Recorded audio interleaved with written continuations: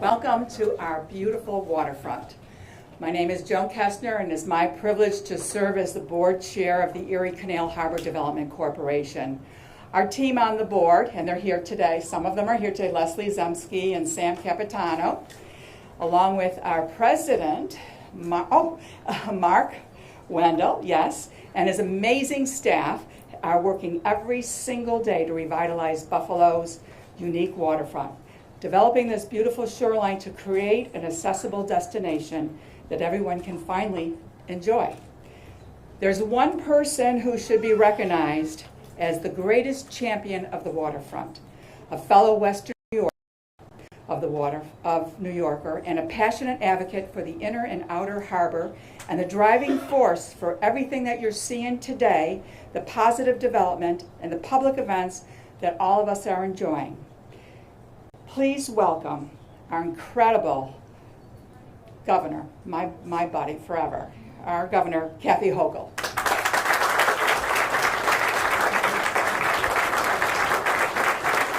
Good morning, everyone.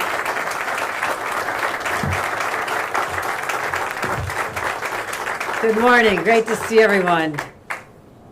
Yesterday I was at the Buffalo Bills training camp, and I said, where else would you rather be than right here, right now? I'm going to say it again today. Where would you rather be than right here, right now? Because this is extraordinary. And to all of you true believers from a long time ago, and Brian Higgins, are you in the audience here? There you are. Please stand up and take a bow. Still our resident visionary who saw the great possibility of this area by harnessing the power of Lily, the Power Authority, and bringing the resources here. And I want to thank so many people, and I'll get to them. But I'm just overwhelmed by this. Those of you who are old enough, you all look too young, but if you remember what this was like before, I mean, decades and decades of just driving by, going over the Skyway. I lived in Hamburg, I went by the Skyway every day. And you didn't even look to this side of the lake. It was such an eyesore. It was big piles of, abandoned waste materials, and just, you knew that when I was much younger, the ships were coming in, and my grandpa worked down here, my longshoreman worked down here before he went to the steel plant. And this was an industrial wasteland. And yes, it was prosperous in its time, but when that era was over, there was no plan B for literally scores of years. And it hurt because it just seemed like too big to handle. Nobody could bite this off in enough right-sized pieces to make something happen. And I don't think there's a person who lived in that time who ever envisioned that we'd see what we're seeing here today. I mean, the life down here, the attractions, that bringing in nature in such a beautiful way, it really nourishes the soul. And I want to thank Joan Kestner for assuming the leadership of the Erie Canal Harbor Corporation. We worked together on a town board long years ago, but I knew that she would be one who could execute the vision, and she has brought so many ideas forward. Let's give a round of applause to Joan Kestner. Mark Wendell. Mark, thank you as spearheading this as the president of the Erie Canal Harbor Corporation. He just gave us a nice tour a little while ago to talk about the final implementation of the vision down here. And I'm not just talking about this part, Wilkinson Point, where we are today, but we literally started this morning down seeing the incredible resurrection of that state park, which was very nice by most standards. It's Buffalo's first ever state park, but seeing what the vision is now to have the largest splash pad in Western New York for little kids to come to, I might try it too, and beautiful places for people to sit and gather and stare at the sunset, because a lot of people, would like to have a house that they can see a sunset, but it's denied them. So this creates accessibility for incredible amenities down at the state park for kids to play, building little restaurants down there for people to get a hot dog and some ice cream cones, and much nicer restroom facilities.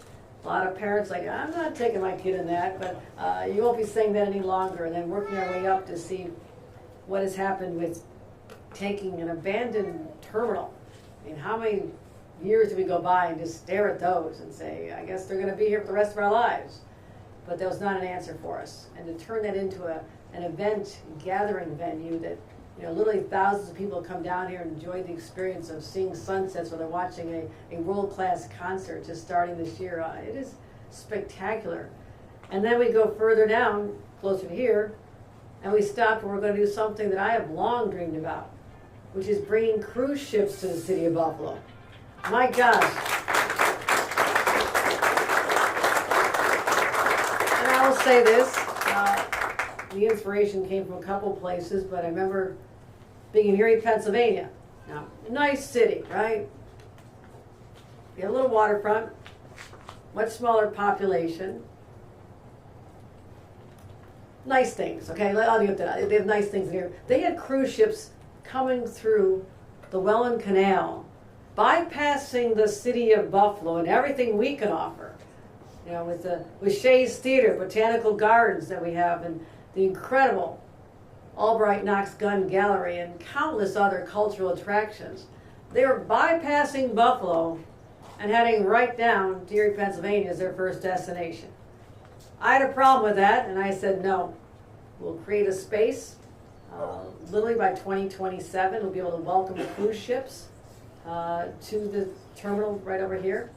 It's perfect for it. It fits them. They can have 2 at a time down there. And you know what happens? I've seen this in other cities. People from the community come and gather to watch people getting off the ships. It's like an attraction. And we'll have amenities for the guests, and they'll be transported to all these great opportunities, not just here, but also in our city to take advantage. This is an economic driver that I knew we had potential for, but was never realized. And in 2027, I'm proud to announce we have a letter of intent from a cruise company that says they want to make Buffalo their next destination for 2027. So it happens because there's a community that believes in itself. We have incredible leadership. I want to thank again Mayor Chris Scanlon. This is home turf for him. He's well familiar with this area and has grown up here and always believed in this area. And I also want to thank Senator Sean Ryan, who understands the power of connecting people at the waterfront and is going to continue in his role fighting for that as well. And John Rivera, who's fortunate to represent much of the waterfront, the Niagara District years earlier. But I thank you for everything you've done as a partner in Albany. And I certainly remember Karen McMahon. I know, not the water per se, but it's a regional asset, right? It's a regional asset, and the same with Member Burke. I want to thank you attending here today. But also, again, just to have Brian Higgins here is really special. Brian, I would not want you to miss anything with the waterfront, because you are forever associated with this, and it's the weight on my shoulders to take it to the next level, and that's what we're doing here today. So this is also part of an initiative that's important to me. As we see what is happening to the mental health of people in our communities, our own family members, I don't think there's a single family that's untouched by some form of mental illness or mental challenges. And I think about our kids who don't know a life other than sitting in their rooms all summer long, connected to their vices, because that is their world that's been created. It's been a decade now that somebody thought it was okay to allow children to have cell phones in schools. Now you can't sit there and play a board game. You can't sit there and draw pictures. You can't play video games. But somehow it was okay to have a cell phone, which has only drawn children into a dark space throughout the day, bombarded with over 250 notifications. And the addictive algorithms, which we outlawed, the first state in the nation to outlaw them last year. We stood up to the social media companies, but still, we did that. But as long as they have that in their hand, they're under enormous pressure, the pressure on young girls in particular. I had roundtables around the state for a year and a half, sitting there talking to stressed out teenagers. And one young woman said to me, you have to save us from ourselves. We can't put it down ourselves because of FOMO, fear of missing out. We're going to miss something. We'll be social outcasts if we don't have a cell phone.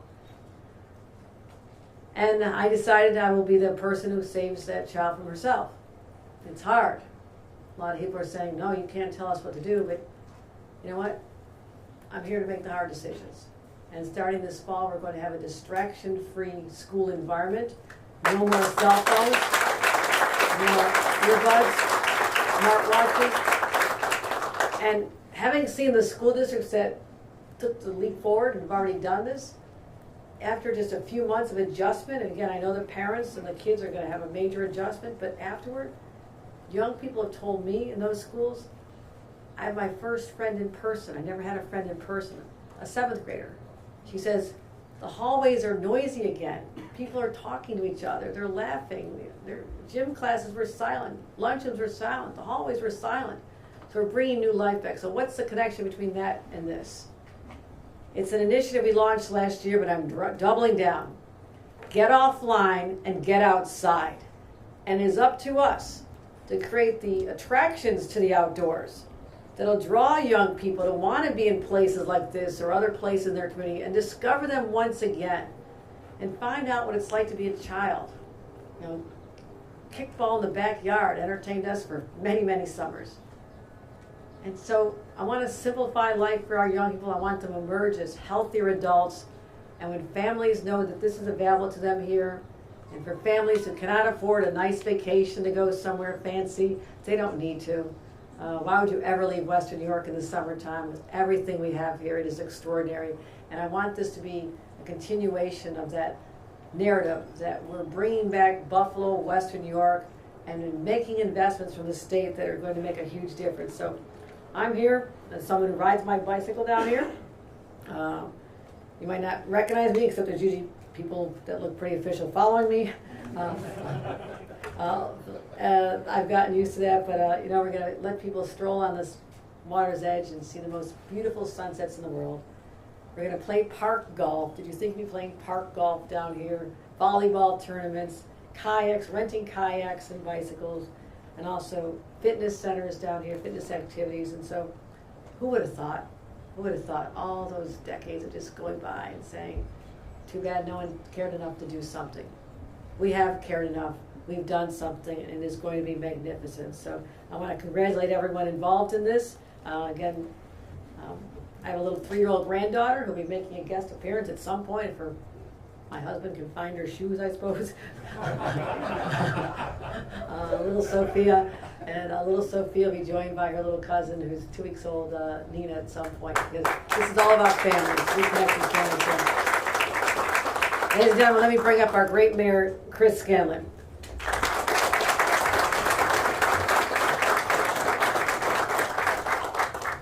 Thank you, Governor. Good morning, everyone. It is an honor for me to be here out on Buffalo's Outer Harbor as the location which the governor stated is a spot that will no longer be bypassed. As the governor mentioned, and I don't have to tell anyone who's lived in Buffalo, it's incredible what's taken place on this Outer Harbor in the last decade and a half or so. And as the governor mentioned, there's someone here in the audience that played an instrumental role in there and in that, and was a visionary in that. And I want to thank Brian Higgins for his commitment to Buffalo and this community, this Outer Harbor. Thank you very much. But it's so exciting to be here. It's such an honor for me to be here to celebrate this today. You know, more than $11 million in additional investment to this Outer Harbor and Wilkeson Point in particular, to build on the success that this location has been for the past 12 years. Wilkeson Point in particular, but the Outer Harbor in general. The governor's touched on this. And the beautiful thing about this is these are wonderful additions, but this is about people and the people that utilize this space. I don't live very far from here. I utilize this space, bring the kids to the state park. I was at a concert Friday night at Terminal B. So this is important to all of us here, and these incredible additions just making it that much better. But these don't just happen. These things don't just happen. It takes a lot of cooperation, a lot of collaboration, different partnerships taking place. So first and foremost, I have to thank Governor Kathy Hochul for her commitment to Buffalo, to this state, and today to this Outer Harbor. Governor, thank you very much.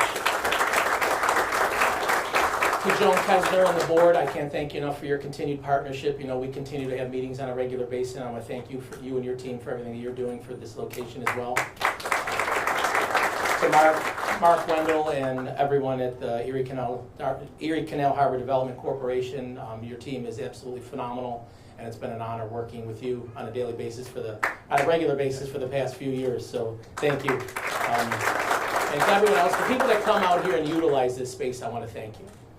You give us the reason to work on these things and give you the destinations that we're giving you. So I want to thank you all from You know, from the state park to Terminal B, the different restaurants that are opening up, Wilkinson Point, the new trails, the volleyball, park golf. I mean, as the governor mentioned, who would have thought all these things would be taking place? And it's happening quickly. And the best part is, we're not done. We're just getting started out here. You know, we have these conversations on a regular basis, and we're just getting started. But part of that cooperation, that collaboration, are our partners in different levels of government. You know, we have people from the county here today, Chair Tim Myers, Council President Brian Bowman from the City of Buffalo, and our fantastic state partners, Assembly Members Burke, McMahon, Rivera, Senator Sean Ryan. Without us all working together, pulling in the same direction, these things don't happen. So I want to thank them all for their continued partnership in government and working on behalf of the residents of Buffalo, Western New York, and everyone who's going to benefit from these additions. I did mention to Joan before we came out, they messed up one thing, and it's the questionable operators that they have here at this location. These are lifelong friends of mine, and I'm so incredibly happy for them and proud of them for the incredible things that they're doing in this community. Peter and Suzanne Scarcella, Michael Fitzpatrick, and the fantastic things that they're going to do out here, in addition to their already fantastic spot that they opened up, the Dog and Pony. They're giving people a wonderful outlet. Come out, eat, drink, be merry, have a good time together. And they're going to be an incredible addition to the Outer Harbor here, so I want to congratulate them and wish them nothing but the best of luck out here as well. So again, thank you all for coming out here today. This is another incredible day out here on Buffalo's Outer Harbor, and as I talked about, it doesn't happen without partnership. So another one of those great partners in this is our New York State Assembly Member John Rivera, and I want to welcome him to the podium at this time.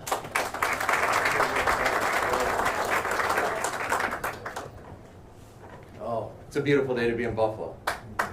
I'll say a few words, and I just, first I want to say thank you to a couple people.